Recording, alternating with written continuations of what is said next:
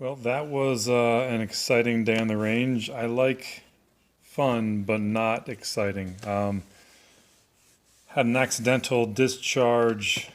It'll be in the video, which should be after this talking point. Maybe I'll show it in the beginning as well. But in the video, my finger is inside the trigger, but this gun's so small that my finger is definitely outside the trigger. And when that went off, just to let you know, it's obviously an empty gun right now. On the bench, nothing in his mouth, nothing to feed it.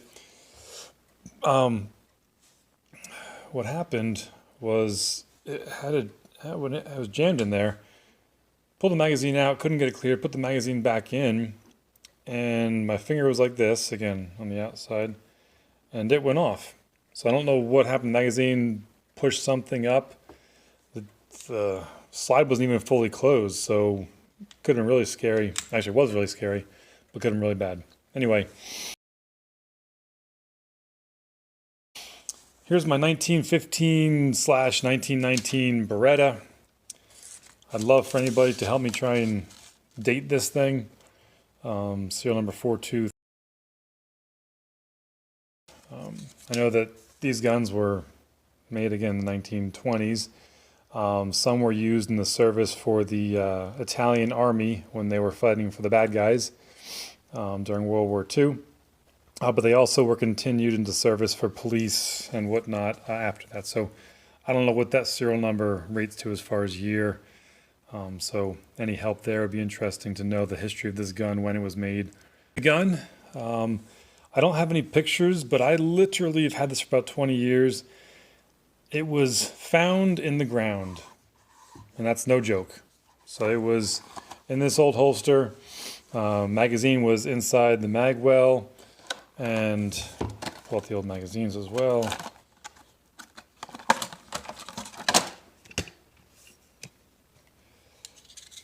So, magazine on the left was the one that was sitting outside, inside the leather holster, and the one that looks a little better, it's been reblued, was inside the gun, so it held up a little better inside.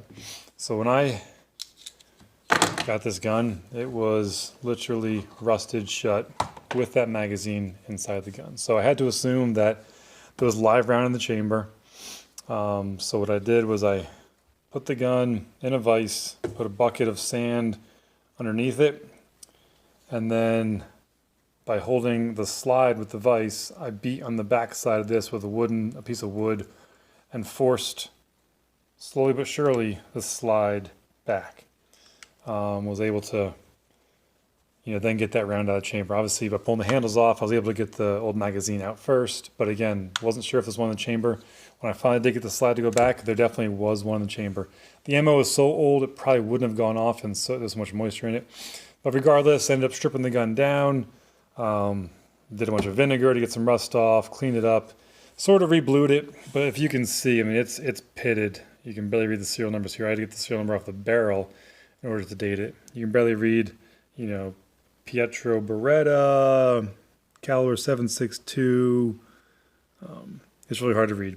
Again, so what I did next is I put one round in the chamber using this old magazine and fired a round, and I'll pause the talk here and then go to that video, which shows me strapping it to a tree and shooting it remotely.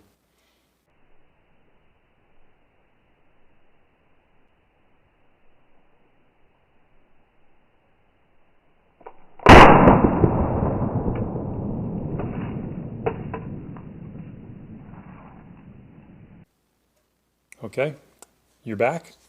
Hope that was interesting enough for you. And eventually I got up enough confidence to where I was shooting this gun by hand. The downside was the brass that I picked up on the ground had a very asymmetric bellow in the side of the case from a worn barrel. So what I ended up doing is picking up a new used barrel. This guy right here, you can tell obviously the bluing is much better on this than the gun. So this is, from a better shaped gun, or a gun in better shape. So that's what I did there. And then just today, I took it out to shoot and had an accidental discharge. I was only shooting one, then jamming up During the whole process, I realized this gun hadn't been oiled in a while since it was reblued, or whatever it's the blue state it's in, and so it was really dry inside. So that was a big reason for why it wasn't racking all the way back and resetting the hammer. So anyway, once I got that sorted out, it ended up firing 5 rounds in a row. It's a 7-round magazine, but when I have 7 rounds in it, it will not. Sorry, here's magazine. Obviously not going to put it in the gun because it has some bullets in it. When I have 7 in there, it will not fully seat. This is obviously a newer magazine. I picked up this. It's a K magazine, K-297 for a Beretta 32, 7 rounds. So that's the model number for this gun. But I had to do a bunch of work to the lips here on the magazine to make it actually seat at all. Well, I'll just do this. So originally, when I first got this new magazine, the lips were pretty high forward here. So you can see the original, it slopes off pretty quick, but these kind of kept going forward, and the magazine wouldn't fit inside the gun at all. So what I ended up doing is taking my Dremel tool and rounding off these, and probably could use a little more rounding, but and maybe that's why it's not functioning perfect. But that's what I did to make this gun with this magazine fire. So anyway, again, that's my second oldest pistol compared to my 1895 Ivor Johnson. So there it is.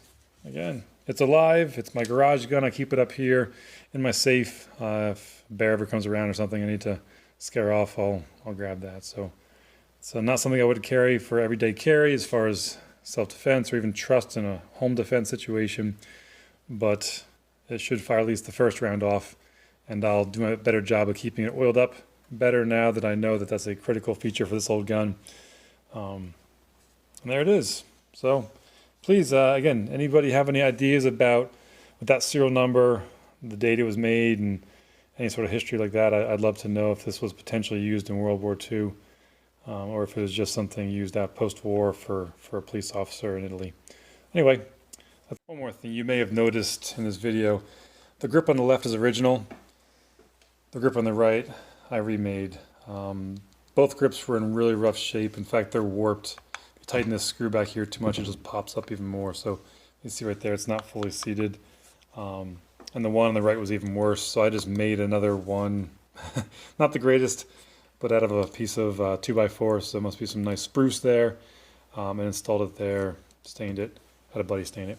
Anyway, so that's, at that point, this gun is maybe only worth, I don't even know, 75, 80 bucks in this condition. So wasn't worth spending 30 bucks on a set of new grips. Plus, the grip screw on this side was stripped, so I had to use a larger screw.